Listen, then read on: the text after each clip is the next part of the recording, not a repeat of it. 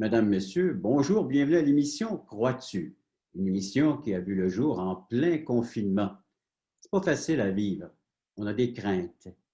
On se demande que va-t-il se passer le lendemain. Il y a de l'inconnu.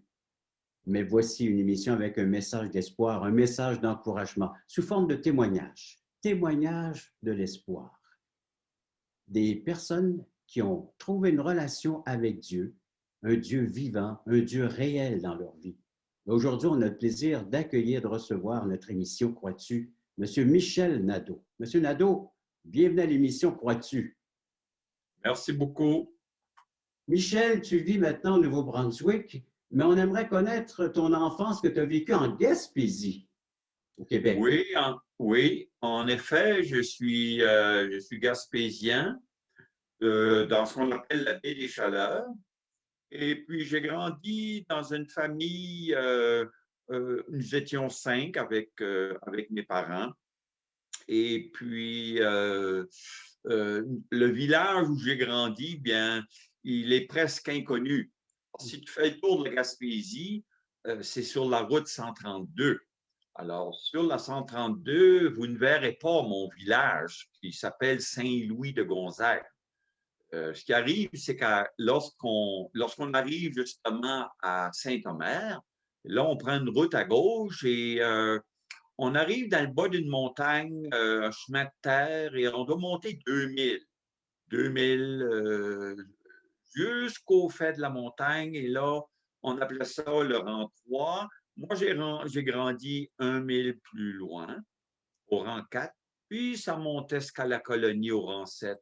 À la colonie, c'est là qu'était l'église, le couvent, le théâtre, la coop, et ainsi de suite. Alors, Euh, donc, en plein cœur des activités. oui, Et là, tu grandis là. Je sais que tu pourrais nous raconter l'histoire de Saint-Louis de Gonzague. Tu t'intéresses beaucoup à l'histoire, mais on veut connaître ton histoire, Michel. bien, et il est pour essayer de partager comment est-ce que le Seigneur est venu me chercher. Je ne peux pas le faire sans parler du témoignage de mon père. Mon père s'appelait Marcel Nadeau et c'est mon père le premier qui s'est converti à Jésus-Christ. Je dois vous dire que nous étions une famille très religieuse. Je ne crois pas que c'est exagéré de dire que mon père était l'homme le plus zélé, le plus religieux de toute la paroisse. Ce Hmm. n'était pas une grosse paroisse, à peu près 600 personnes, mais mon père faisait partie de 8 différentes organisations et il était président de 3 organisations. Alors, bien impliqué dans son village. Très, très impliqué. Et mon père, lorsqu'il était plus jeune, a eu des gros accidents. Mon père était camionneur et puis il transportait ce que nous, on appelle la pitoune, des boîtes 4 pieds. Et le voyage très, très haut, il descendait et il amenait ça à Nouvelle. Il déchargeait ça dans la rivière de Nouvelle. Et donc, il fallait monter sur le voyage, prendre le crochet, tirer la pitoune dans l'eau. Et une fois, mon père est tombé avec la pitoune dans l'eau, du haut du voyage. Et puis, quelques hommes qui étaient là ont essayé de l'aider, mais la pitoune continuait de tomber. Ça fait qu'ils se sont enlevés de là, puis ils ont pensé, pour moi, il est mort. Il n'était pas mort, mais il était gravement blessé. Et mon père a eu d'autres accidents où il aurait pu mourir facilement. Et un jour, il s'est posé la question, si j'étais mort ce temps-là, j'aurais été où pour l'éternité? Hmm. Là, on ne connaissait pas de chrétien évangélique, on ne connaissait pas de pasteur évangélique. Euh, alors, mon père va voir M. le curé. Et il demande au monsieur le curé, si j'étais mort, telle date, là, j'aurais été où pour l'éternité? Ah, ben, il dit, on ne peut pas savoir ça. Mon père était chevalier de colon. Il demande au chevalier de colon, ah, on ne peut pas savoir ça. Alors, en 1972, justement dans une réunion des chevaliers de colon, il y avait un laïc catholique qui vendait des Nouveaux Testaments 50 cents. Mon père s'est acheté un Nouveau Testament. On n'avait pas de Bible chez nous, on n'avait pas de Nouveau Testament. Et là, il a commencé à lire le Nouveau Testament. Il était camionneur, donc il était très occupé, mais il prenait le temps chaque jour de lire le Nouveau Testament. Et connaissant bien les doctrines de l'Église catholique, bon, il a commencé à lire le Nouveau Testament. Et puis, on sait que l'Église catholique enseigne qu'on devient enfant de Dieu pour le baptême des bébés. Mhm. Alors, il a cherché ça dans le Nouveau Testament. Il a fini le Nouveau Testament, puis il n'a pas trouvé rien de ça. La même chose pour le purgatoire. La même chose que si on fait une bonne vie, ben, il y a des chances qu'on aille au ciel. Il n'a pas trouvé ça dans le Nouveau Testament. Et c'est le Saint-Esprit de Dieu qui lui a ouvert les yeux. Comme j'ai dit, on ne connaissait pas de chrétiens évangéliques. Mon père n'avait jamais entendu l'évangile de Jésus-Christ à la radio, télévision, on ne connaissait pas de pasteur. C'est en lisant le Nouveau Testament que le Saint-Esprit a ouvert les yeux de mon père pour lui faire comprendre que pour aller au ciel, il y a 3 conditions de base et si on les remplit, on est sûr à 100% d'aller au ciel. Alors, Michel, on va faire une courte pause et après, on aimerait savoir quelles sont les 3 conditions de base pour avoir la certitude d'aller au ciel.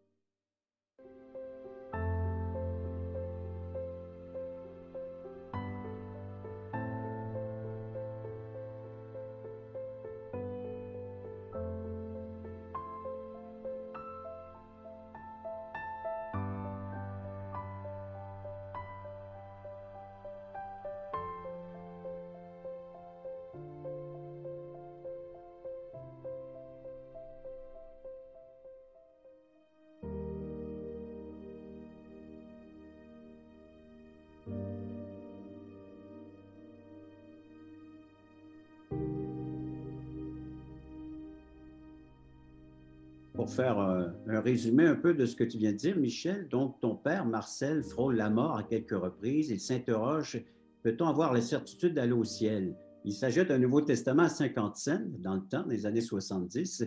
Et puis, il se met à lire ce livre. Il y découvre des vérités et, entre autres, des choses qu'il avait apprises depuis son enfance. Ça, il ne les retrouve pas cependant. Hein? Le fait de pouvoir, que dire, c'est le baptême d'eau qui fait de nous un enfant, ou bien que c'est les œuvres, par les œuvres qu'on peut être sauvé, avoir une place au ciel.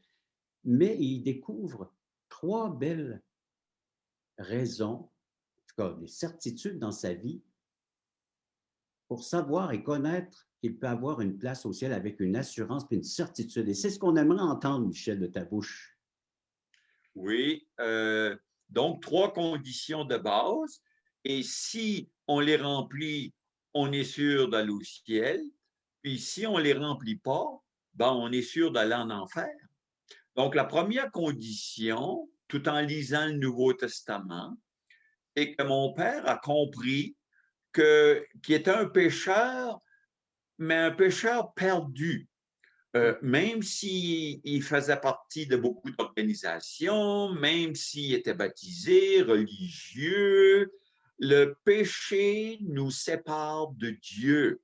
Le péché crée un mur infranchissable entre l'être humain et Dieu. Et Dieu étant pur, ne peut pas accepter le péché au ciel. Donc, c'est de reconnaître qu'il était un pécheur perdu. On sait tous qu'on est des pécheurs, un pécheur perdu. Et c'est d'accepter l'enseignement de la parole de Dieu, la Bible, sur la condition de l'être humain, l'état de l'être humain, car tous ont péché et sont privés de la gloire de Dieu.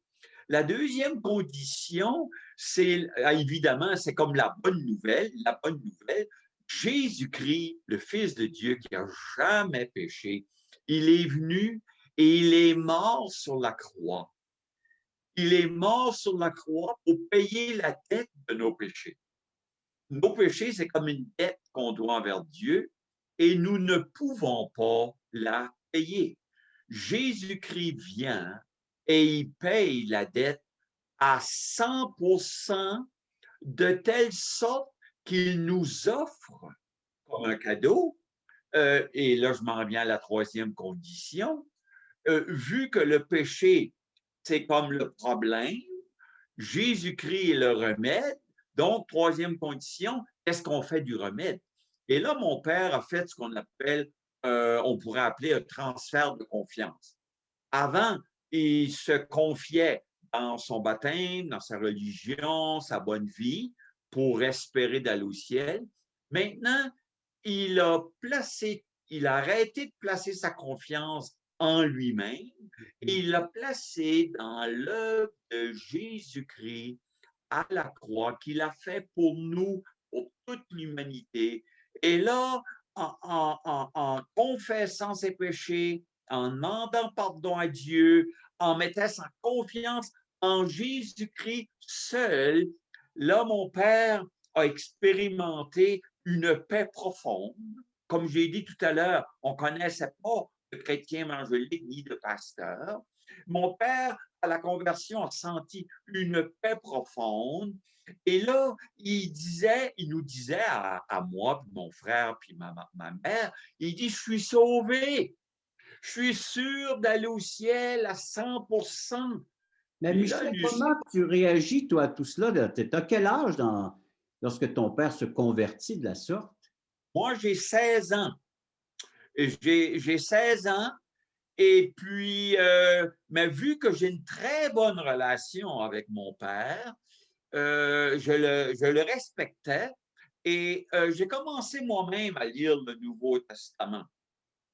Et pour couper ça un petit peu court, nous avons rencontré un pasteur biblique qui a commencé à venir faire des études à Nouvelles chez ma grand-mère. Et là, nous, on assistait, mon père, ma mère, moi, mon frère, et là, on chantait des cantiques. Puis le pasteur nous expliquait le salut par la foi en Jésus-Christ. Et je dois avouer que je ne comprenais pas tout. Et le 14 juillet 1973, c'est cette soirée-là que Dieu, et la gloire va tout à Dieu, c'est cette soirée-là que Dieu a fait le miracle dans mon cœur. Il a fait ce miracle dans Oui. mon cœur et euh, mon père me disait en cette soirée, il dit, Michel, vas-tu rester ici? Ce soir, le pasteur vient chez nous à Saint-Louis-de-Gonzague, à notre maison, pour une étude biblique. Vas-tu rester ici? Ben, moi, j'avais 16 ans et je dois avouer que les filles m'intéressaient plus que d'entendre parler de Jésus. Alors, je lui ai dit, non, moi, je vais descendre à Saint-Omer pour aller voir les filles. Hey, là, on va faire une pause pendant que tu te rends à Saint-Omer. Je ne sais même pas si tu t'es rendu à Saint-Omer. On va le savoir après la pause, mais j'ai vraiment hâte d'entendre ce qui s'est passé. Est-ce que tu t'es rendu à Saint-Omer ou est-ce que tu es resté? Mais d'après ce que tu viens de nous dire, il semble que tu sois resté parce qu'il s'est passé un miracle. En tout cas, c'est toi qui vas nous le dire tantôt, dans quelques instants.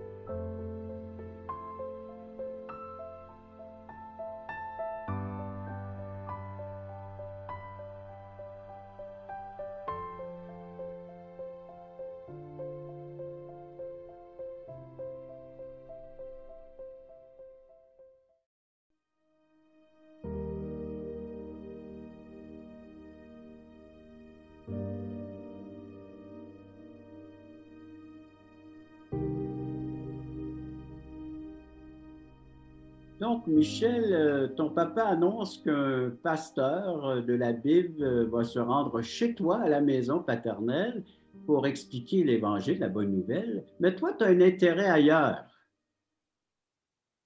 Tu veux te Oui, rendre à en effet, Saint-Omer, là. oui, c'est ça. Et j'ai été à Saint-Omer. Ah bon, finalement, tu t'es rendu. Oui, j'ai été à Saint-Omer. Il faut dire que c'était un vendredi soir et j'avais eu ma paye. Moi, je travaillais dans le bois. J'avais 10 piastres par jour. Donc, vendredi, j'avais 50 piastres. Et pour fêter ça un petit peu, j'allais à Saint-Omer m'acheter une pizza de 12 pouces, puis je la mangeais toute. J'allais voir les filles. Mais cette soirée-là, j'arrive à Saint-Omer. Je me souviens comme si c'était hier soir. Je vois une voiture passer qui monte dans mon village et j'ai reconnu que c'était le pasteur parce qu'on l'avait déjà vu à Nouvelle à quelques reprises. Et là, j'ai pensé, ben, lui, il s'en va chez nous, puis moi, je reste ici. Mais vers 10h, 10h30 du soir, là, moi, j'ai une montagne de 2000 à monter, là, puis il n'y a pas de lumière de rue. Là, j'ai fait du pouce, puis moi, j'ai pensé, le pasteur, il doit être parti, il ne peut pas rester chez nous. J'arrive chez nous, le pasteur est encore là. Ça fait que moi, je m'assois autour de la table et il me réexplique, parce que ce n'était pas la première fois, il me réexplique la question du péché. Moi, je savais que j'étais un pécheur. D'ailleurs, j'allais à la confesse à toutes les semaines et j'étais un enfant de cœur. Donc, je savais que j'étais un pécheur, mais je n'avais jamais réalisé que selon la parole de Dieu, que j'étais un pécheur perdu, que le péché me séparait de Dieu et que c'était très, très, très grave. Alors, je me rappelle, le pasteur a pris un texte de la parole de Dieu dans Matthieu 7, versets 13 et 14, qui dit que le chemin large, il y a beaucoup de monde dedans, il mène à la perdition. Puis le chemin qui est étroit, il n'y a pas beaucoup de monde dedans, puis il mène à la vie. Donc, le chemin large, beaucoup de monde dedans, il mène à la perdition en enfer. Puis le petit chemin qui mène au ciel, eh bien, il n'y en a pas beaucoup qui le trouvent, et c'est Jésus-Christ. Et là, il m'a tout réexpliqué ce que Jésus-Christ a fait. Vraiment, encore une fois, parce que mon père me l'avait expliqué, il nous l'avait déjà expliqué à Nouvelle chez ma grand-mère, mais là, il m'a expliqué de nouveau l'amour de Dieu qui a donné son Fils Jésus-Christ et Jésus-Christ qui a donné sa vie sur la croix. Et là, à un moment donné, le pasteur, on était autour de la table, il dit, on va baisser la tête. S'il y a quelqu'un qui veut prendre une décision, parce devant le remède, on a le choix de le prendre ou de ne pas le prendre. Est-ce que tu veux que Jésus-Christ devienne ton maître, ton Seigneur, ton Sauveur, ton meilleur ami? Oui ou non? Alors, on va baisser la tête. Et le pasteur m'a dit après, il dit, je t'assure que c'était ta mère qui allait prier, mais c'est moi qui a prié.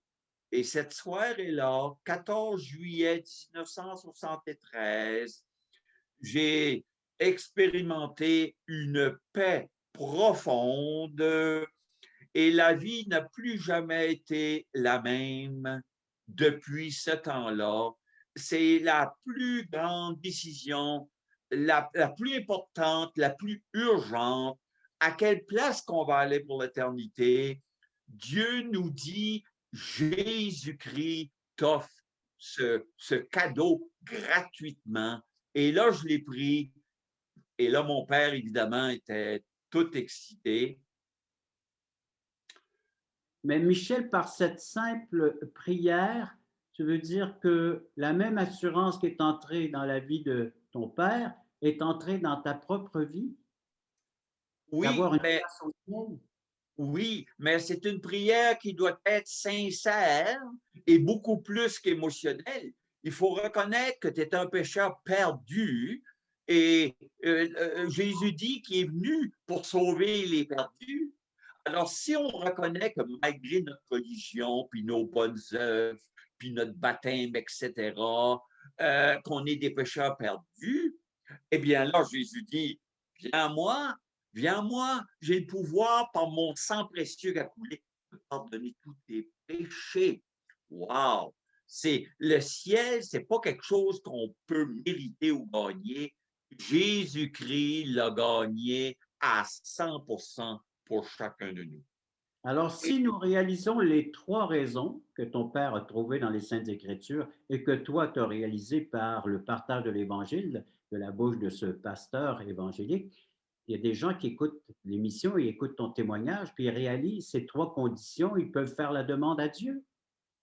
Et l'important, c'est d'être sincère et c'est important de reconnaître, d'accepter ce que la Bible dit, qu'on est des pécheurs perdus, incapables de s'en sortir. C'est comme si on était dans du sable mouvant, puis on essaye de s'en sortir, on cale.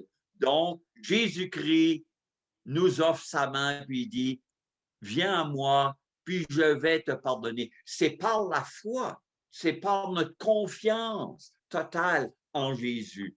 Il faut arrêter de se confier dans ce qu'on faisait et dans ce qu'on ne faisait pas et faire un transfert de confiance, dire à Jésus, Jésus, je reconnais que je suis perdu et je mets ma confiance dans ce que tu as fait et j'y crois de tout cœur. Je veux que tu deviennes mon maître, mon Seigneur, mon Sauveur. Je veux que tu diriges ma vie. Pour prendre une petite image, c'est comme si on est dans une voiture et pendant 16 ans, c'est moi qui conduisais la voiture. Mais quand le Saint-Esprit m'a ouvert les yeux, c'est comme si je disais à Jésus, Jésus, viens prendre le volant en avant, moi je m'en vais en arrière, puis je te suis. Et que s'est-il passé après cette décision si importante? Bien, quelques semaines après, j'avais une conviction intérieure que Dieu m'appelait au ministère à plein temps. J'avais à l'école essayé la mécanique, l'électricité, la menuiserie, ça ne me disait rien. Et finalement, quelques semaines après la conversion, conviction intérieure. Et là, j'ai été à l'école biblique à Sherbrooke. C'est là que j'ai rencontré mon épouse. Et par la grâce de Dieu et pour la gloire de Dieu, nous sommes dans le ministère depuis ce temps-là. Oui, gloire à Dieu.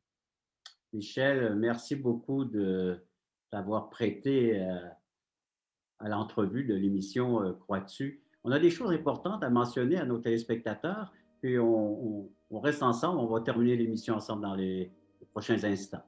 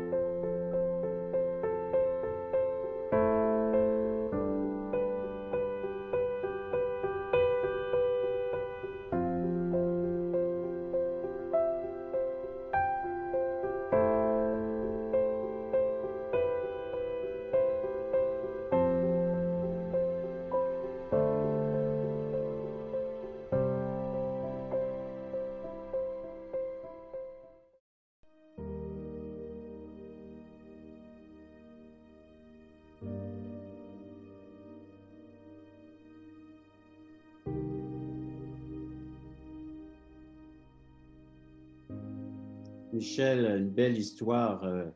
Ton papa, il se convertit en lisant les Saintes Écritures, convaincu par l'auteur des Écritures, le Saint-Esprit. Ton tour, un an plus tard, je crois. Donc, quelques mois, mon père s'est converti en avril 1973.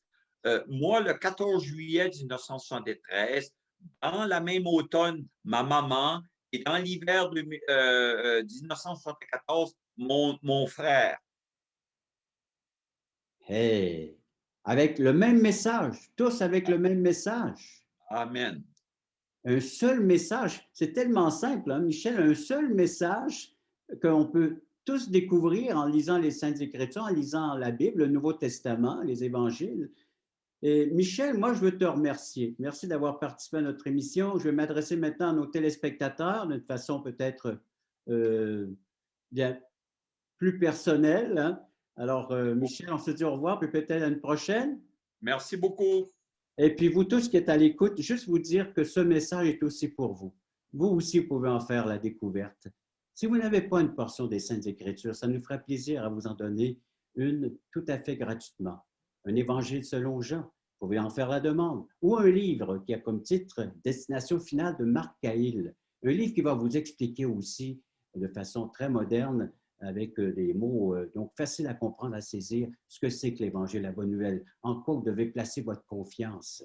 Donc, on vous invite à nous écrire, à communiquer avec nous. Notre site, bien le voici, c'est croitu.ca, C-R-O-I-S, trait d'union, T-U.ca. Et le samedi matin à 9h30, vous pouvez être en direct avec nous sur Zoom pour écouter des témoignages de l'espoir, alors que notre émission de télé, elle est diffusée le samedi matin à 11h30 sur les ondes de Télémag. Donc, c'est un rendez-vous à la prochaine émission Crois-tu? Au revoir, à la prochaine.